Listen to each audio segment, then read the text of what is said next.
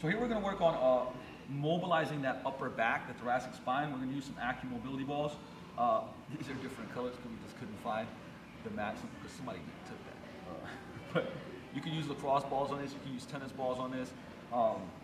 Anything, like I said, that usually like taping 2 tennis balls together is a great way to do it. A lot of different ways. So what we're going to do is when you have a posture, especially in the upper back, that's kind of like this computer posture, and you get stuck in this kyphosis, right? It's, I would say collapsing. A lot of the joints are literally kind of locked into place. And so we just want to start getting to mobilize and extend. So we have to go from here to get them to extend.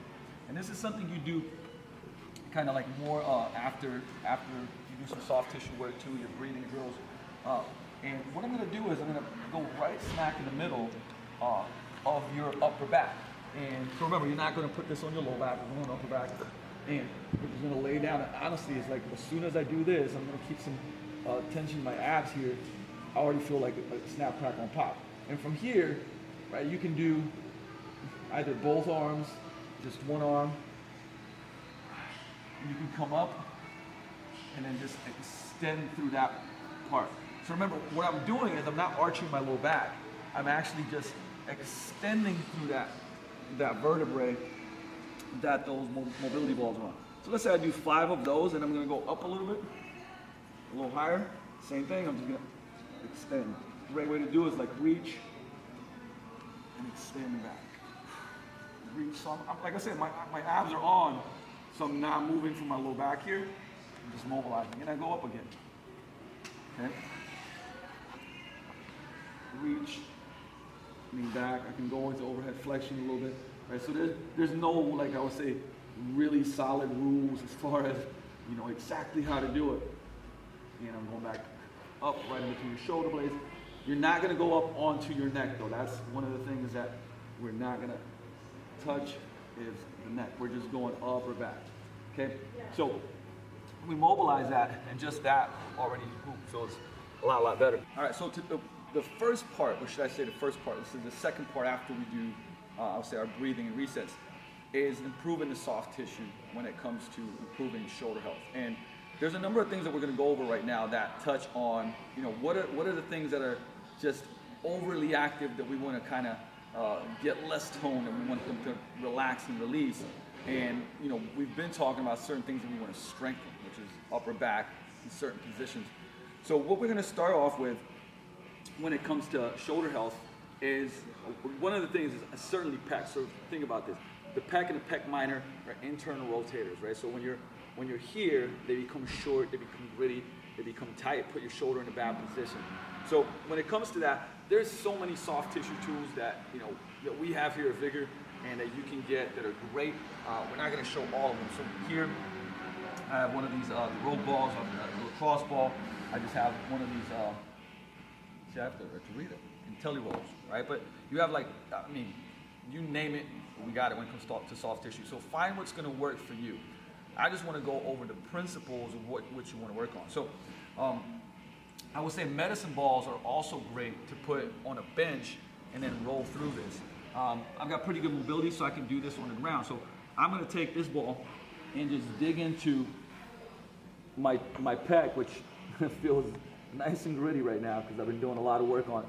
And once again, I'm just trying to get into that and just release some of that. If you find trigger points, you can just stick to it, like just breathe through it. Right, internally rotate. Notice what I'm doing with my shoulder. I'm completely internally rotating and changing, I would say, the position of where those fibers are, and really just working that, right? And like you can see, I'm kind of turning my hand at the same time trying to release that. And so we're working in this area. Now, also one of the things is right here, subclavius, that like is right underneath our I would say, let's just say it's the high part of the pec. It's gonna be the easiest way to understand this one. Getting a lacrosse ball in there, and you'll know right off the bat, when I'm on there, and whether I go with this one or the lacrosse ball, I prefer lacrosse ball, it's easier to show though. So I'm right underneath that, and you'd be surprised at how triggered up that is. Woo! Right? Now from here I can do a lot of stuff. I can go an overhead press, I can actually open up as much as I can. If I was on the bench, I would be able to, actually, you know what, I'm gonna slide this. Theo's gonna roll with me here. I'm gonna work on it as we go along. If I was on here, here's some things that I can do to get more range of motion. I can come through and then I can open up. Whew. And that feels nice and spicy, but also great. And I'm moving that around and opening that up. And I can also press, right? So I'm kind of pinning, stretching, and really working on those tissues. And what we'll see is that when we improve the tissue quality here, all of a sudden, I mean, just that, to be honest with you, it feels so much better on my shoulder. It just does, because those are all internally rotating. Okay, so that's one of the areas. Another one is the lats. Now, what we'll do with the lats, this is what I like. I like to distract. So I'm going to grab onto this band right here, and I'll work on my right side. So I'm going to distract that shoulder here, because the lats tend to be like turned on a lot. So from here, and I can once again internally rotate, get on these nice and spicy spots on the lats. Same thing, turn that shoulder. And there's a number of things, like you can roll, you can go side to side. Once you get to that trigger point, I like to, because a lot of people will hold their breath, right? They'll just stay tight. And we actually want to breathe in those positions and get that tone out, right? So once again, we're spending, you don't want to spend too much time on this, but 45 seconds, 30 seconds, 60 seconds. I mean, some people are going to need more, some people are going to need less. And once again, you do that right off the bat, you're going to usually feel more range of motion. And so lats depress the shoulder. So if we're looking at, what the things that we don't, when we're internally rotating downward, right, depressing. So now all of a sudden, we're kind of opening that up. We're in better positions. And one of the big culprits that most people don't talk about is the long head of the triceps. It's one of those things that very rarely you'll see people roll out or do anything on, but that is such a big one when it comes to improving shoulder health. And now, once again, I'm gonna stick with this one because I got it here. You can do it on a roller. And so when you look at the long head of the triceps, you're gonna see this sucker right here. And when you get on it most of the time, right off the bat, you'll be like, oh, I see why you're saying that this might be an issue. So I'm on a big trigger point right now. So from here, I can flex, extend that elbow, and it's gonna pin and stretch. And once again, you can see me rotating that arm. I'm trying to hit these different fibers. I'm trying to hit these different points. Whew. And this is pretty spicy, right? And I can roll through that and just find different positions. Like I said, there's no crazy rules. Usually the tissue will tell you where it's not quality and it needs to be released, right? And so we can work that on a roller, on a pain pill, which is our all soft tissue kind of tools that you can use, on a battle star that we have here, but I'm not showing you. Once again, just that, making it feel a lot better. And then the last part, I would say, that you definitely want to work on is this posterior side of the shoulder. And you'll see like all these muscles coming here from the infraspinatus, supraspinatus, teres major. And it's called a zone of convergence. What that means is like all these muscles, there's like 3 different zones of convergence in the body. One is actually around here in the elbow where all these muscles cross.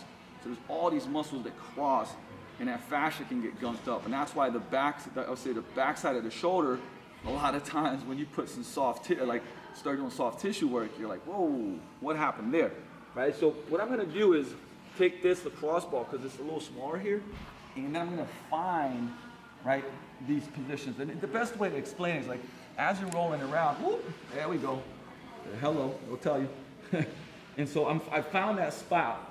And what I like to do is internally rotate my thumb, and as I'm coming overhead, externally rotate, right? And I'm just gonna do 8 to 10 of those. I'm gonna break that up a little bit, right? And then once I do that, okay, cool, let's find another spot.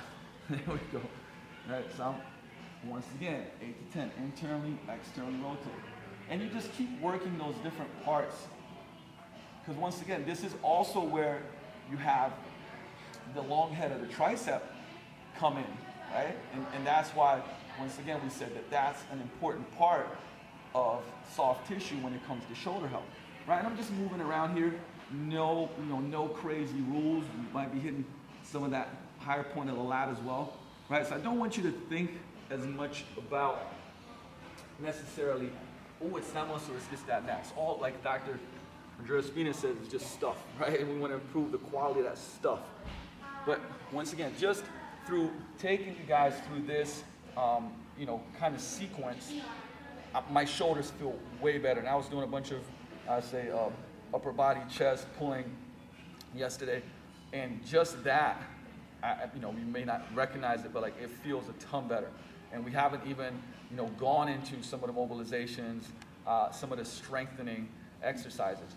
But like I said, you can replace the tools. I just showed you some that I really enjoy and that we use a lot here at Vigor. We have a bunch of other ones, but these are like the principles are gonna be the same.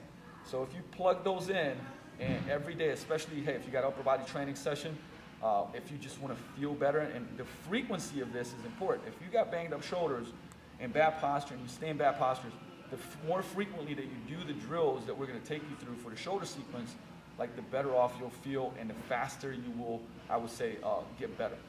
This is an actual, we'll say, assessment that we do to see how people function with overhead flexion. But it's also a great exercise. So I'm gonna step a little far away, 6-7 inches from the wall. I want my low back to have a natural arch. Like I actually want my butt against the wall, my upper back against the wall, and also my neck against the wall so that my chin is gonna be packed. All right, so for a lot of people, even this position is gonna be a little hard to get to because of their posture. And what I'm gonna do is, from here, I'm going to go into overhead flexion with completely locked out arms, and with thumbs back, try to touch the wall. Once I touch the wall, what's going to happen is I'm going to breathe, exhale out. Why? Because I want that rib cage to come down and put me in a good position. So,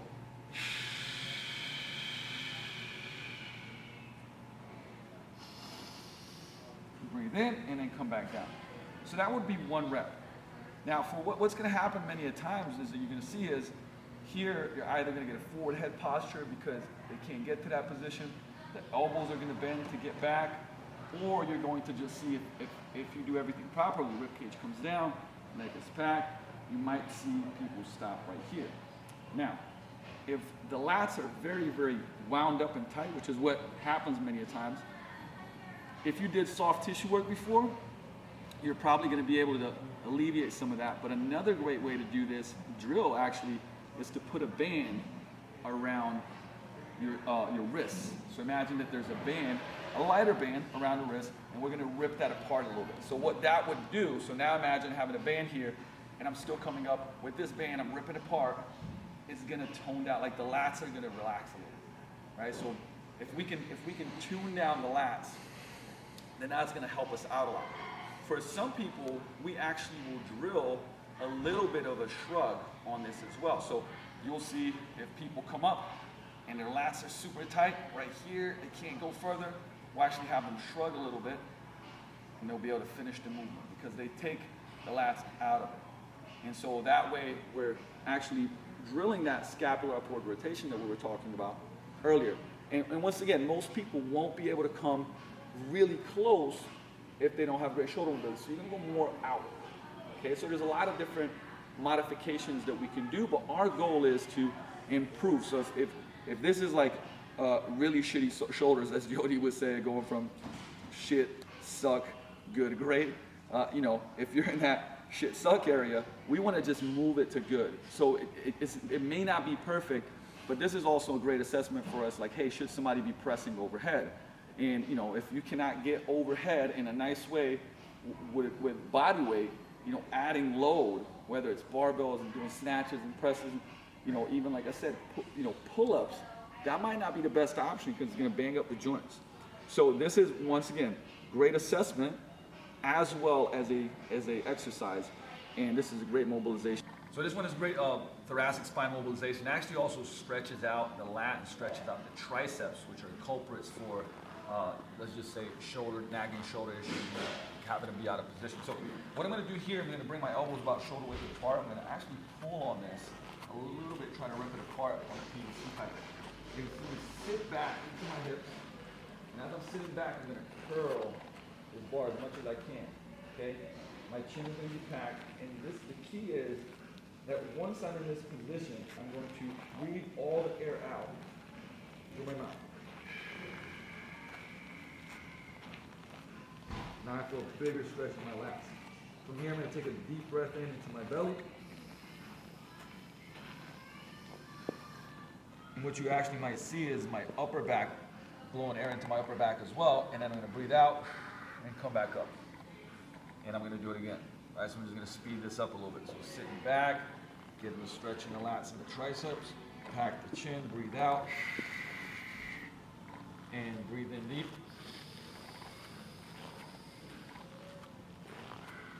Back out again. All right, so we're getting length in the lats, we're getting the length in the triceps, and when we breathe in, one, we release the tone of the muscle. Number two, we mobilize our thoracic spine with breathing, because once the air comes into your lungs, it actually mobilizes that thoracic or upper back area, which is great. So this is a fantastic drill that's going to be part of our sequence when it comes to improving our shoulder posture and getting out of pain, getting out of nagging injuries with shoulders. So this is a blackburn, dynamic blackburn that we're going to do on an incline bench. You actually can do this on the floor. You can do it on a flat bench. What we found is just that with a lot of clients, this tends to be a little bit better, and it just allows people to feel. I would say not everything ends up being gravity. So like this kind of makes it a little bit easier to get that good range of motion and control the motion. Right. So I'm going to start behind my back with my arms on my low back, and from here I'm going to lift. Not only that, first I'm going to squeeze my shoulder blades together, and then I'm going to lift my arms up. From here I'm basically opening up, but continuously squeezing the whole range of motion. And once I can't go up anymore, I'm going to start rotating, still squeezing my shoulder blades, and rotating those on my sockets, coming overhead as much as I can. Long elbows, long elbows, long elbows, and then bringing them behind my head. I'm still driving those elbows up. So there's constant tension in that upper back, and then I'm relaxing a little bit, bringing those elbows down. My chin's packed, and I'm doing it again. Elbows drive up, squeeze the shoulder blades together. Open up, keep squeezing, keep squeezing, keep squeezing. Start rotating as much as I can. Notice that I'm trying to get as much internal rotation here as I can. And once I have maximal internal rotation, then I'm driving behind, crossing over again. Notice I'm still hovering, and then relaxing. Okay? Now once again, even just 6 to 8 reps here with that slow tempo ends up having a lot of time under tension. And the goal is, as I'm moving, is to get that humerus and rotate as much in the socket as possible, because when we are creating that force, it creates control in the joint. Number two, that it builds tissue, right? Most people have let's just say that they cannot control those ranges of motion. So after we do a lot of the soft tissue work and the exercises that you've seen, this is a fantastic one to ingrain that motion. So this is a fantastic drill to, once we've created some better ranges of motion through breathing, through soft tissue work, is to ingrain these positions. And what we're going to do is we're going to use the PVC pipe with the band. This is just a great tool to get retraction. Right, we're going to go up and then get external rotation, and then we're going to press in that position and then come back down. And we're going to hold each position for about 3 seconds to those isometric positions. And obviously everything here is about the quality of movement. And this is great for ingraining that movement, because if you can only get to here, then guess what? We're not going to be able to strengthen this area. So the key is some of the exercises you guys have seen is first being able to get into better positions, because we've created a better posture, improved soft tissue, and now we're going to create tension in these new positions. So you want to make sure this is not about, I would say, having to be extremely hard. This is more, because it is going to be challenging. It's more about being able to get those positions. So chin's packed, start to rotate. Those legs together. Hold for 3 seconds. Press Yep.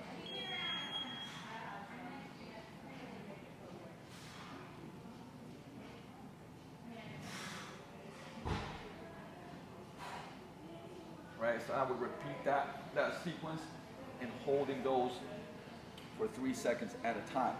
Find a spot, once again, where you can have good form on those, and if you cannot do these, then obviously there's going to be other exercises that you will see in this shoulder sequence that will be a better fit for you, or doing those before to be able to get to a place where you can actually do this movement unloaded with anything. So here we're going to work on some scapular upward rotation and kind of ingraining those end ranges from this safe position, right? So I'm sitting back on my butt here. Find a stance that's comfortable. You could be on your toes as well. I do like being on my toes for just mobilizing the toes here, which is a whole other story, not to do with the shoulders. But what we're going to do is we're going to put, I would say, our wrist right into, not too close. We don't want that. We want to have some space to go out into like a V motion. And I'm going to push it down. I'm actually going to give it some tension. And as I'm going to drop down, I'm going to push into the roller. So I'm still pushing in a little bit. My neck is, I would say, packed, nice and tall. And from here, I'm going to lift from that, I would say, from that shoulder.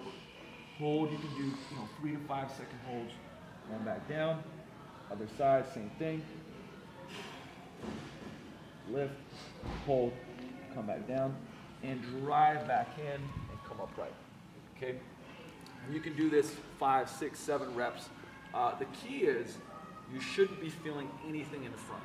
Right? So obviously some of that is making sure your clavicles are ripping apart. I'm driving into this. I have my chin pack. As I lift, I exhale. Right? So the motion is coming from the right places, and we want to, train our scapular, so our shoulder blade, to be able to upwardly rotate, because that's what it takes for a shoulder to be healthy. Okay, and so we'll show another drill or two that's also going to implement this standing up, because it's an important part of getting your shoulders to function right. So this is the windmill, which is a great thoracic extension and rotation mobility exercise, and certainly one of the kind of go-tos when we talk about improving shoulder health. You can do this with a foam roller. You can do it even without anything, but I do prefer med ball just because I'm going to bring my knee up here and go parallel, or should I say bring it to 90 degrees or maybe even a little bit higher. What's great about this, I can push into the ball, and you guys will see what I'm talking about, so that I can keep my low back from rotating, right? Because we want all the movement to come from that upper back. My arm's going to be out, and I'm going to put my, kind of like I'm clapping my hand on top of it, but then this top arm is going to reach out, right? So I'm going to get the scapula moving forward here. And from here, once I start moving, I'm going to push my knee in slightly to engage abs and keep that low back from rotating. And I'm going to follow. You can put thumb down and just, put the hand down. Thumb down, I'm looking at my thumb the whole time, so my neck goes along for the ride. I'm pushing my knee into the ball. All the way out. Here I'm preferably also breathing out. And then I'm bringing it back in, right? And repeat. And going over. Like I said, 8 to 10 is a great one. I always want to make sure to emphasize that when we come up here, we want to breathe out and get that air out of the lungs. Because it allows for a bigger range of motion. Okay, so a couple points. Make sure that this is not lifting off, right? So we're pushing a little bit to keep that low back nice and immobile. Then we're also reaching out with the scap. Our neck is going along for the ride, looking at that thumb, and we're also breathing out. And obviously we're doing that on both sides. All right, so this is another great drill to create, I would say, health for the shoulder and be able to control that joint in its socket. And I love the bottoms up kettlebell drill because, once again, it's a kind of a self-limiting exercise. I have to crush the kettlebell, which creates that tension in my cuff, and now I'm moving. Like if I don't squeeze it hard, guess what? The kettlebell falls down. So it's self-correcting, but it's going to allow me to get as much internal rotation, external rotation as I can get, and because I'm creating tension, because remember, tissue adapts to force. So when we create force all the way down into that cuff, like it's gonna get stronger. It's gonna be more, be able to, I would say, articulate better. So we're gonna be able to control it through those ranges of motion. You know, don't worry about the geeky words. Just sometimes I throw them in there because I'm just so used to it. But what we're gonna do is I'm gonna lay down. I'm gonna crush this bell, so it doesn't need to be really, really heavy. I'm gonna press it up. Now, once I'm in this position, I would actually say bend your knees so you can keep your low back nice and flat. I'm going to keep crushing, and I'm going to internally rotate it as much as I can, right? So this is my end range right here. And now I'm going to do the opposite. I'm crushing the whole time. As much as I can. All right, so I'm trying to, even here at the end, notice, I'm trying to get a little bit more. Keep crushing, a little bit more. Okay, and I keep doing that. I'd say 30, 45, 60 seconds, depending on where you're starting. Now notice, I'm gonna now switch positions, and I'm gonna go and take my leg over and roll to the side. Now what this is doing is putting my shoulder in a different position. You know, there's a couple of things here I can do. I can press my knee down and try to drive up so it creates tension in my core. But same thing, I'm gonna crush it, and I'm gonna internally rotate as much as I can. Because now this is a different position, okay? Crushing, and I'm gonna externally rotate here as much as I can.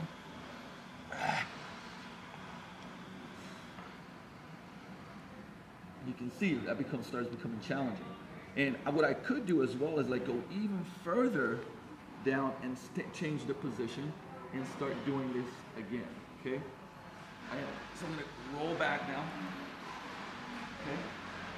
Now, what did I just do there? I mean, first of all, we have to realize that obviously you can be strong in this position, doesn't mean you'll be strong in this position, doesn't mean you'll be strong in this position.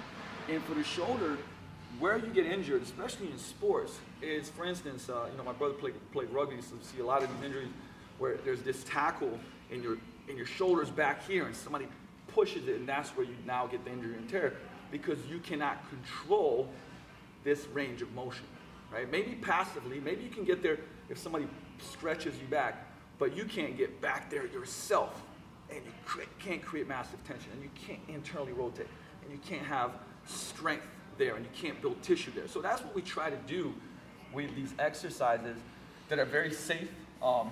They're obviously what we're doing is kind of building the blocks up of the shoulder being able to control and building strength in these positions that allow it to, think of it this way, right?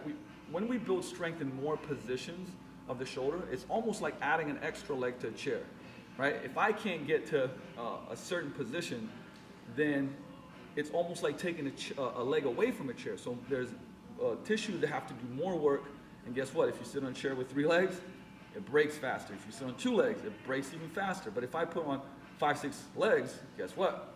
It's gonna be a lot sturdier. It's gonna be able to withstand a lot more force and wear and tear, and it's gonna be more durable.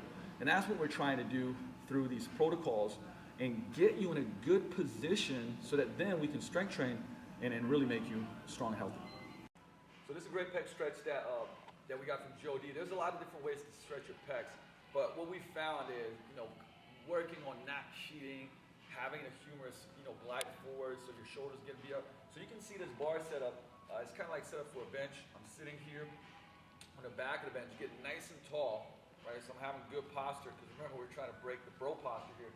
And then I'm gonna put my hands behind on the rig. Now, this could be a bench, could be a lot of different things. And just right here, right now, already, I'm feeling like a nice big stretch. So I'm having good posture, tall, nice spine, packing the chin, and then once I'm here, I'm also gonna start breathing out.